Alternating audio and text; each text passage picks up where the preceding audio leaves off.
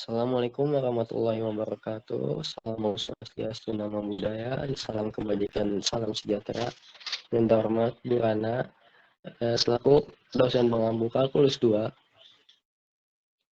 izinkan kami dari kelompok 5 untuk mempresentasikan hasil dari tugas besar kalkulus 2, yaitu deret dan transformasi lapas, yang juga disusun oleh kelompok 5 dengan anggota sebagai berikut. Yang pertama saya dulu, saya Muhammad Tatan Ardiansyah dan rekan saya selanjutnya. Saya selanjutnya yaitu ada Alif Adika Wiguna dengan NPM 004. Dan saya Sintiasi Kamaliani dengan NPM 24106314009. Saya Wija Kanti Simbolon dengan NPM 240024163114001.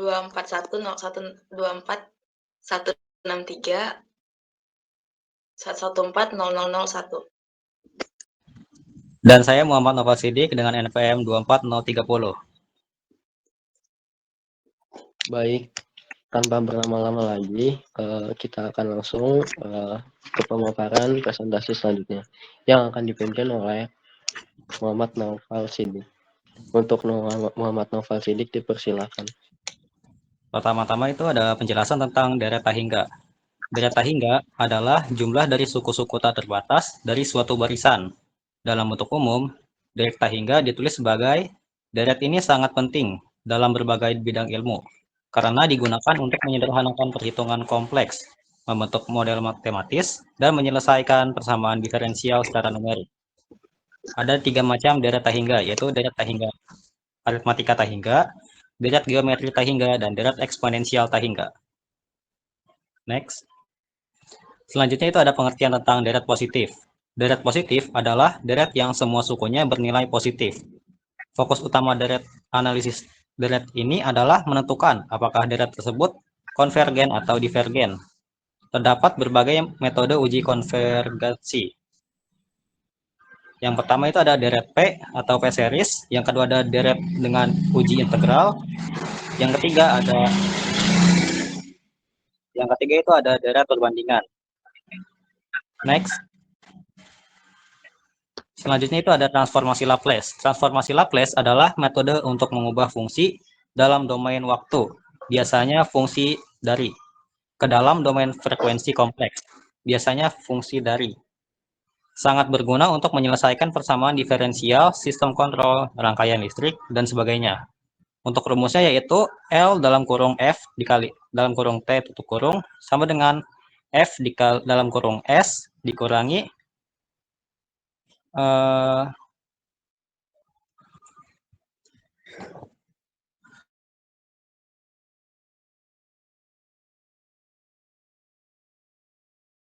namanya itu tahingga 0 E pangkat negatif ST F pangkat T DT, di mana FT sama dengan fungsi waktu, Fs sama dengan hasil transformasi Laplace, dan S sama dengan bilangan kompleks.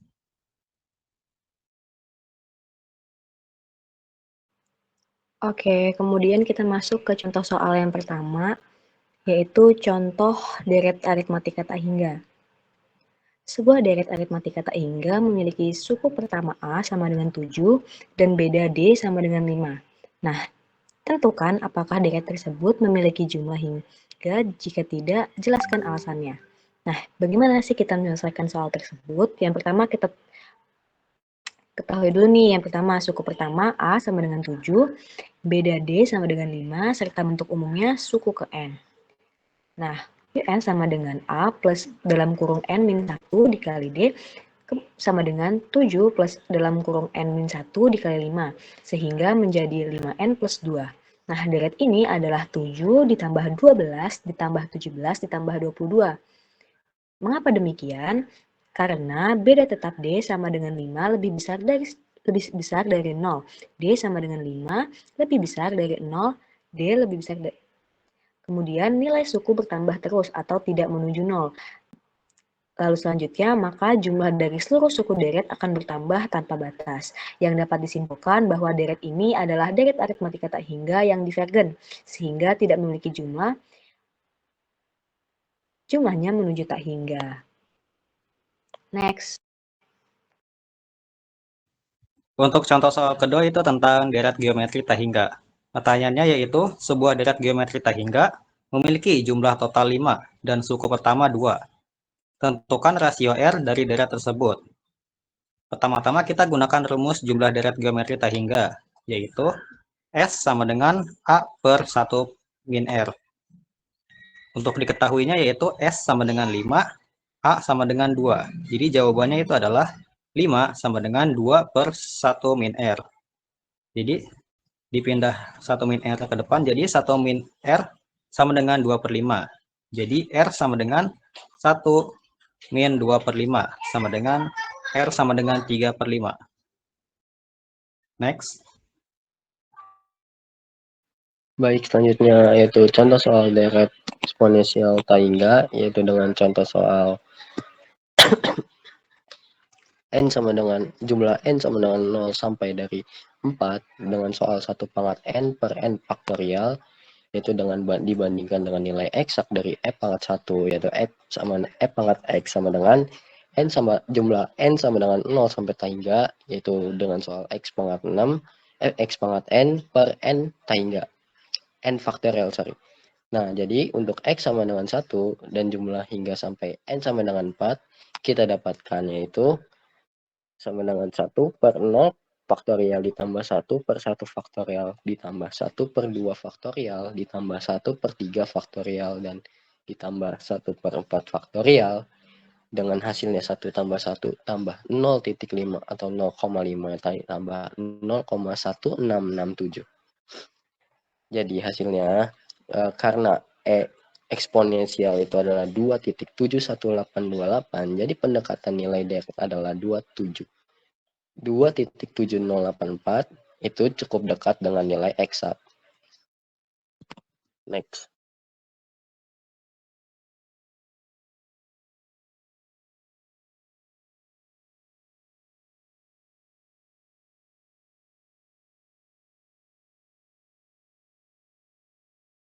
Baiklah, saya akan menjelaskan soal nomor 4 yang membahas deret geometri tak hingga. Soalnya seperti ini. Teman-teman bisa melihat langsung di layar gadget teman-teman masing-masing. Sebuah deret geometri tak hingga memiliki jumlah total 5 dan suku pertama 2. Tentukan rasio R dari deret tersebut. Oke. Jadi soal itu membahas tentang deret geometri tak hingga yang memiliki jumlah total deret sebesar 5. Serta diketahui bahwa jumlah 2 suku pertamanya itu adalah 2. Nah, pertanyaan dari soal ini tuh untuk menentukan rasio R dari deret tersebut. Dengan menggunakan rumus seperti yang tadi teman saya sudah jelaskan di awal, S sama dengan A per 1 min R, di mana S adalah jumlah deret tak hingga dan A adalah suku pertama, dan R adalah rasio antar suku. Karena tadi disebutkan jumlah total itu ada 5, dan 2 suku pertamanya adalah 2, maka kita bisa langsung substitusi ke rumus tersebut. 5 sama dengan 2 per 1 min R. Setelah itu, kita akan membuat itu dibalik lagi. Untuk 5, itu diganti dengan 1. Jadi 1 min R sama dengan 2 per 5. R sama dengan 1 dikurang 2 per 5 sama dengan 3 per 5. Jadi rasio akhirnya itu adalah, atau R-nya sama dengan 3 per 5.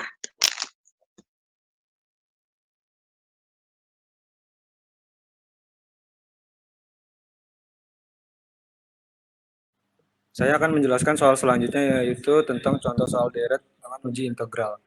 Ya, pertama-tama itu kita tentukan dulu deret berikut konvergen atau divergen dengan uji integral, yaitu sigma tadi definisikan n sama dengan 2, 1 per n integral n kuadrat 2. Nah, penyelesaiannya itu gunakan uji integral untuk fungsi fx. 1 per x integral x kuadrat 2 yang positif kontinu dengan menurunkan untuk x kurang x lebih besar sama dengan 2. Nah, Integral 2 tadi definisikan 1 per X integral X kuadrat 2 dx.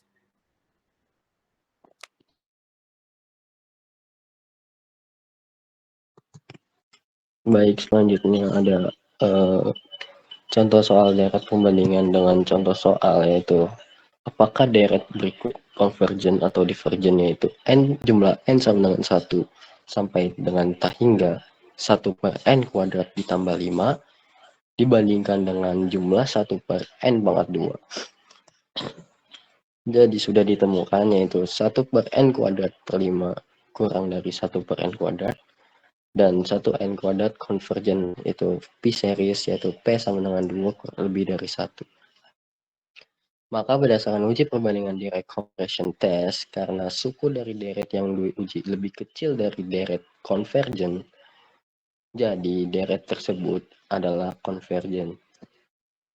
Next.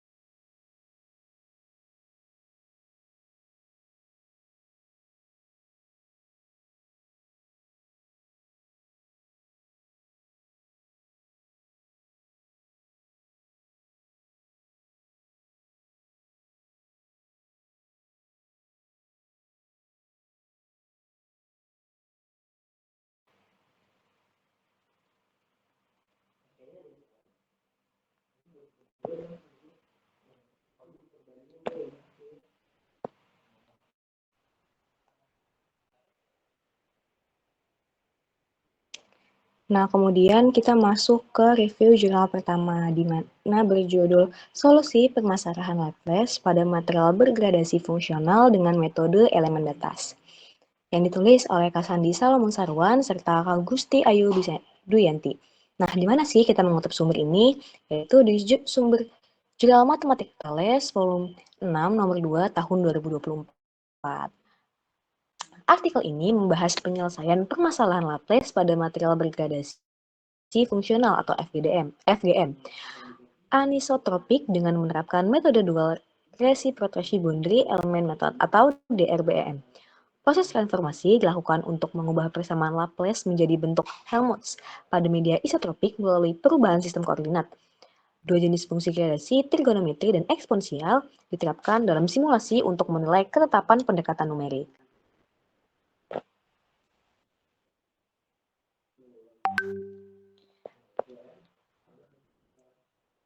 Kemudian, review jurnal ini memiliki tujuan menyelesaikan masalah nilai batas dari persamaan Laplace dalam media FGM, sifat antisoprik mengukur efisiensi metode DRBM dalam memberikan hasil numerik dengan tingkat galat yang rendah. Nah, review jurnal ini memiliki manfaat menawarkan metode alternatif yang efektif untuk mengatasi permasalahan distribusi suhu dan potensial dalam material non-homogen, mendorong penggunaan metode elemen batas untuk simulasi rekayasa yang berfokus pada material bergradasi seperti yang terdapat dalam industri aerospace, otomotif, dan biomedis. Nah, metode apa sih yang dimasukkan dalam jurnal ini? Pertama, ada metode transformasi matematika, di mana persamaan Laplace diubah menjadi bentuk Helmholtz melalui transisi dari media anisotropik menjadi isotropik. Kemudian selanjutnya ada formulasi integral batas, ia diciptakan persamaan integral batas berdasarkan solusi dasar. Kemudian ada implementasi dari DRBM itu sendiri yang meliputi diskretisasi area batas dan titik dalam serta pemilihan fungsi basis radial untuk mendapatkan solusi numerik. Kemudian terakhir simulasi dilaksanakan untuk dua jenis fungsi gradasi, trigonometri dan eksponensial, dan dibandingkan dengan solusi analitik. Kemudian kita masuk ke dalam hasilnya, di mana simulasi menunjukkan bahwa solusi numerik sangat dekat dengan solusi analitik, dengan tingkat galat absolut yang rendah, tingkat galat berkurang ketika jumlah titik kolasi N dan M ditingkatkan menandakan konvensi metode. Kemudian ada solusi numerik pada titik integrasi. Kemudian ke kelebihan. Next, pendekatan yang terorganisir dari sistematis dari media anisotropik menuju isotropik di RBM memberikan solusi numerik yang efisien serta cepat, yang memungkinkan penerapan dalam masalah dua dimensi yang memiliki kompleksitas tinggi. Kemudian ada kekurangan dari jurnal ini, yakni terbatas pada domain dua dimensi, belum diaplikasikannya pada FGM tiga dimensi, serta fungsi gradasi hanya diuji dalam dua bentuk yang mencakup variasi lainnya seperti polinomial dan logaritmik. Kemudian dapat disimpulkan bahwa metode DRBM terbukti efektif dalam menyelesaikan persamaan Laplace dalam media FGM dengan akurat dan efisien. Dengan tingkat akurasi yang meningkat bersama dengan jumlah titik dikretisasi, penelitian ini menegaskan potensi DRBM sebagai alat numerik yang andal dalam rekayasa berbasis material bergradasi. Lanjut, next.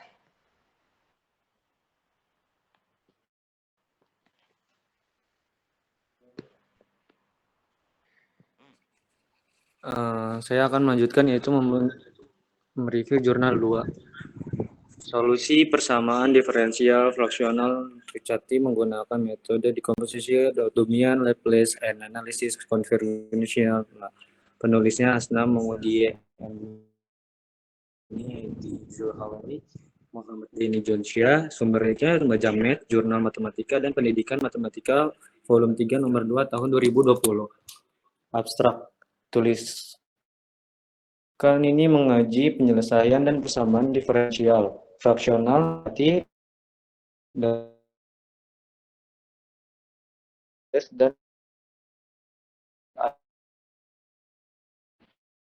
LAM. Penelitian ini juga memperlihatkan bahwa deret solusi konvergen terhadap fungsi yang tepat dengan cara membuktikan bahwa next.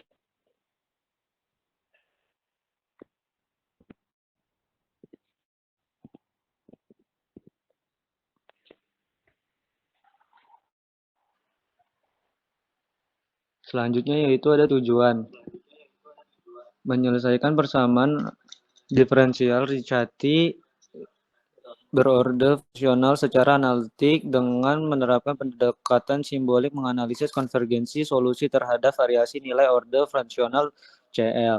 Manfaatnya itu menawarkan solusi alternatif untuk persoalan non-linear dalam bidang pemodelan stokastik.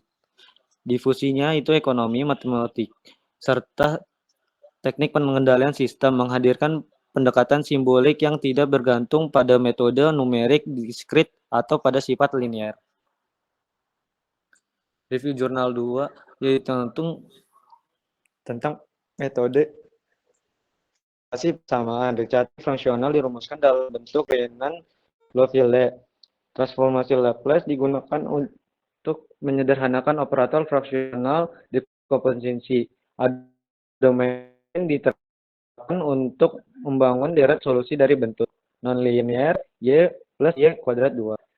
Analisis konvergensi itu deret solusi diuji jika alfa n sama dengan n per dalam kurung n plus 1 yang membuktikan stabilan metode. Hasil yaitu yang diperoleh untuk eksplisit untuk deret solusi beragam nilai alfa, termasuk alfa sama dengan 1/2, 2/3, 3/4, dan 1. Deret solusi menunjukkan konvergensi terhadap fungsi yang tepat ketika alfa mendekati 1. Bentuk solusi mencakup fungsi gamma dan pangkat pecahan dari waktu T.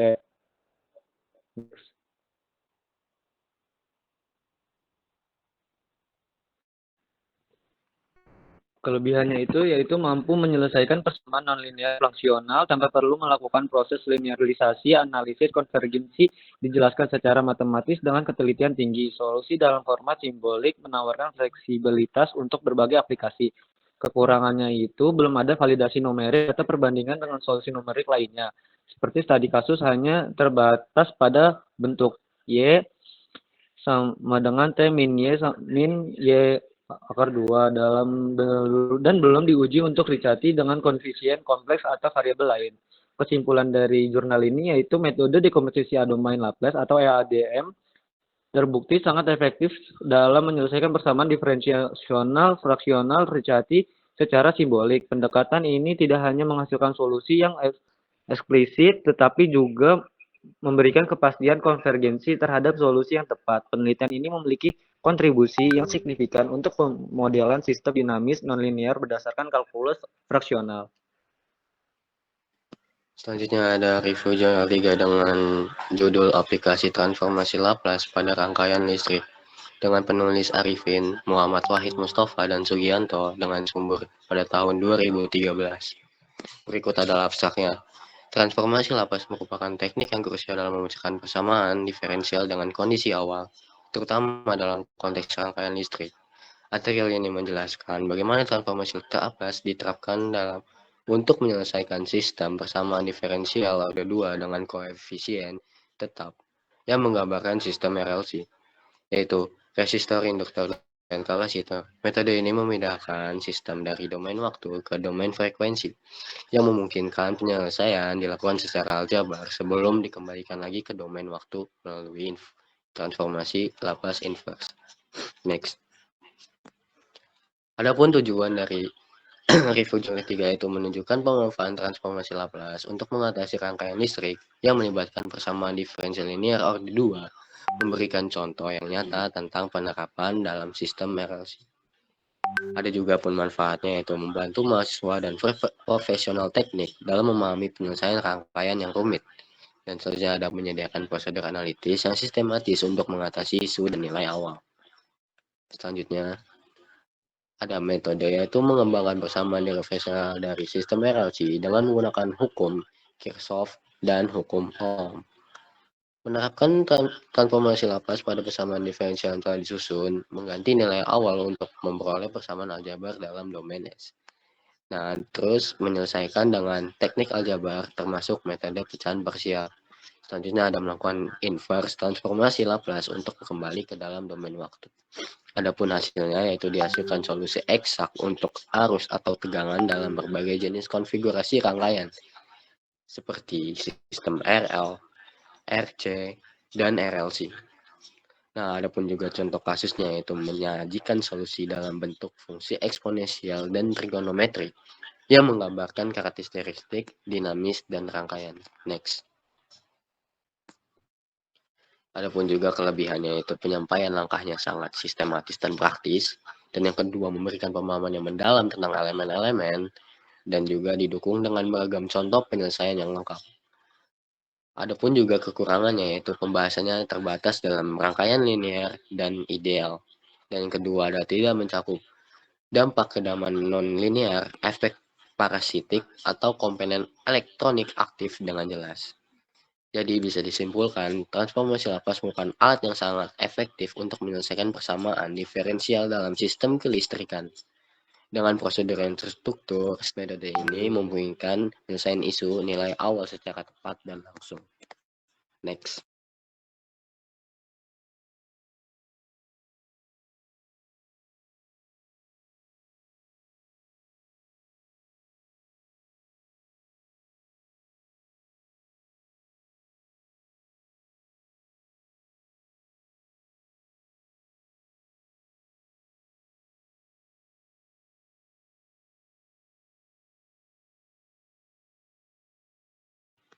Baik, karena teman saya ada permasalahan jaringan, jadi review jurnal 4 saya lagi dengan judul Matrix Laplace Transformer Method and its Application on Spring Mass System dengan penulis Syamsul Arifin dengan sumber pada tahun 2020 dan berjudul Factor and Focus Action of Research Mathematics.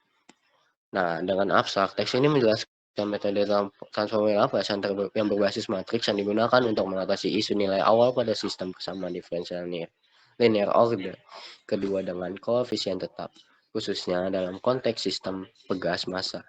Metode ini mengaitkan pendekatan matriks dan transformasi Laplace untuk menyelesaikan model dinamis fisik seperti sistem pegas yang berhubungan satu sama lain. Next. Adapun tujuannya yaitu menjabarkan cara menyelesaikan sistem persamaan diferensial order kedua dengan menggunakan metode matriks transformasi Laplace, dan yang kedua menerapkannya pada sistem pegas massa yang sederhana maupun kompleks. Adapun manfaatnya yaitu menyediakan metode alternatif yang efektif untuk menyelesaikan sistem fisik multivariabel, dan yang kedua ada meningkatkan pemahaman tentang dinamika sistem mekanik dalam bentuk simbolik. Next, moderator. Selanjutnya ada metode formulasi sistem pegas massa berdasarkan hukum Newton 2 dalam hukum Hooke, penyusunan sistem persamaan diferensial dalam bentuk matriks yaitu Mx sama dengan Kx transformasi Laplace terhadap sistem. Penyelesaian bentuk aljabar dalam domain S inverse transformasi Laplace untuk memperoleh solusi eksplisit yaitu X T. Yaitu hasilnya yaitu sistem pegas massa 2 dan 3 derajat. Pembebasan hasil diselesaikan solusi melibatkan fungsi trigonometri seperti cos omega dan sinyal gabungan tergantung pada kondisi awal. Matriks kelakuan dan massa disusun dalam bentuk sistematis dan menghasilkan solusi dalam bentuk vektor. Next moderator. Adapun dengan kelebihan kekurangan, yaitu kelebihannya pendekatan ini sangat efisien untuk sistem dinamis multivariabel, yaitu memasukkan padukan antara aljabar matriks dan transformasi Laplace secara menyeluruh, yang dilengkapi dengan studi kasus yang nyata, serta interpretasi fisik dan hasil. Kekurangannya yaitu terbatas pada sistem linear, tanpa redaman atau non-linearitas, dan juga tidak ada simulasi numerik atau grafik untuk menggambarkan perilaku dinamis. Jadi bisa disimpulkan yaitu untuk review jurnal 4 yaitu metode matriks transformasi Laplace merupakan pendekatan yang solid dan terstruktur untuk menyelesaikan masalah nilai awal pada sistem pegas massa yang linear. Penyelesaian simbolik yang tersedia memberikan pemahaman yang lebih dalam mengenai dinamika sistem mekanik dan dapat diperluas untuk sistem yang lebih rumit. Berikut adalah referensi atau daftar pustakanya.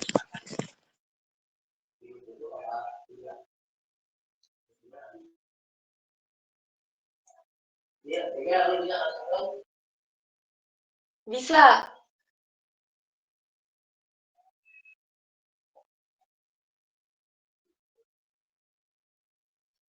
Baiklah, saya akan bacakan kesimpulan dari tugas besar yang sudah kita buat. Berdasarkan penjelasan yang sudah dijelaskan oleh teman-teman kami, oleh kami semua, kami membahas berbagai jenis deret tahingga dan cara menentukan apakah deret tersebut konvergen atau divergen.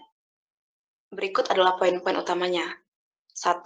Deret aritmatika tahingga selalu divergen, karena nilai sukunya terus bertambah atau berkurang tanpa batas, sehingga tidak bisa dihitung jumlah akhirnya. Yang kedua, deret geometri tahingga bisa konvergen jika rasio antar suku lebih kecil dari 1, atau dalam nilai mutlak. Jika syarat ini terpenuhi, jumlah total deret bisa dihitung dengan rumus khusus. 3. Deret eksponensial tahingga seperti deret untuk fungsi e pangkat x selalu konvergen, dan banyak digunakan dalam teknik sains dan komputer. 4. Deret P atau P-series konvergen jika nilai pangkatnya lebih besar dari 1. Deret ini sering digunakan untuk membantu menilai konvergensi deret lain. 5. Uji integral dan uji perbandingan membantu menentukan apakah suatu deret konvergen atau divergen, terutama jika bentuk deretnya rumit. Selain dari pembahasan mengenai deret dan geometri, deret aritmatika dan geometri, ada juga review jurnal yang telah disampaikan oleh teman-teman saya, dan saya akan menjelaskan kesimpulan dari review jurnal tersebut. Selain materi teori dan soal, tugas besar kalkulus 2 ini juga membahas beberapa jurnal ilmiah yang menunjukkan penerapan kalkulus di dunia nyata. Seperti 1. Penyelesaian masalah suhu pada material khusus. 2. Analisis sistem listrik dan pegas. Ketiga, penyelesaian persamaan diferensial kompleks. Dapat disimpulkan, tugas besar kalkulus 2 ini bahwa kalkulus, khususnya materi tentang deret tahingga, sangat penting tidak hanya dalam teori, tetapi juga praktik di bidang akademik, sains, dan teknologi. Dengan memahami jenis-jenis deret dan cara mengujinya, mahasiswa dapat lebih siap menghadapi persoalan matematika yang kompleks dan menerapkannya dalam kehidupan nyata. Selanjutnya saya kembalikan kepada moderator. Oke, terima kasih untuk penyampaian presentasi kalkulus 2 sudah selesai. Kami Jika ada salah perkataan maupun kalimat yang tidak sesuai, mohon maaf.